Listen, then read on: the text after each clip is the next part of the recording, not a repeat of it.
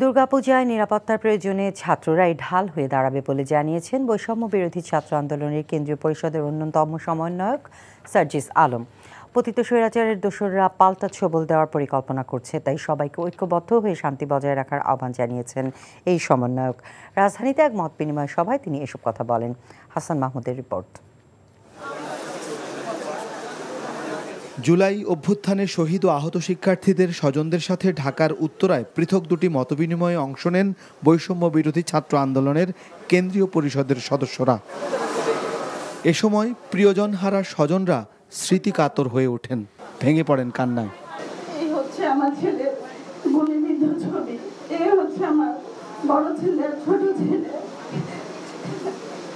আমার চোখের সামনে আমার মেয়ে গুলিবিদ্ধ হয়ে আমার ভাই যে বৈষম্য বিরোধী আন্দোলনের জন্য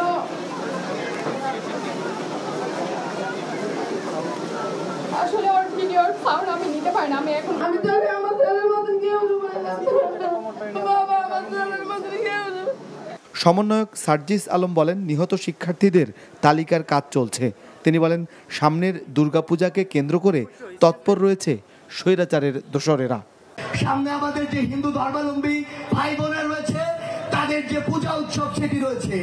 আমরা যেভাবে 5 আগস্টের বীর পরে তাদের ওই পূজা মণ্ডপের সামনে গিয়ে, বাড়ির সামনে গিয়ে দাঁড়িয়েছিলাম তাদের নিরাপত্তার জন্য, আমরা আবারও এই সামনে তাদের ওই উৎসবে তাদের নিরাপত্তার জন্য প্রয়োজনে আবার ঢাল হয়ে দাঁড়াবো।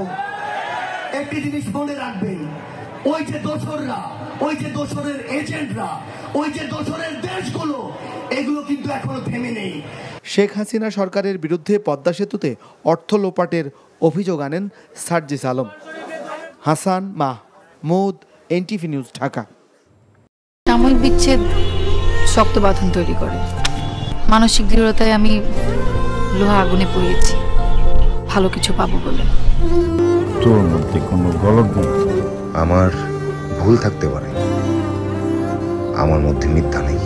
ওরা কি বললো না বললো তাতে কি তোমার এমন রিয়েক্ট করতে হবে? তুমি সব সময় ভালো মানুষ হয়ে থাকতে চাও, তাই না? সবাই ভালো মানুষ, তুমি অযোগ্য। বাসে না কেউ ভালো, ডাকে না কেউ কাছে, তোমায় মনে করার কারণ খুব আছে।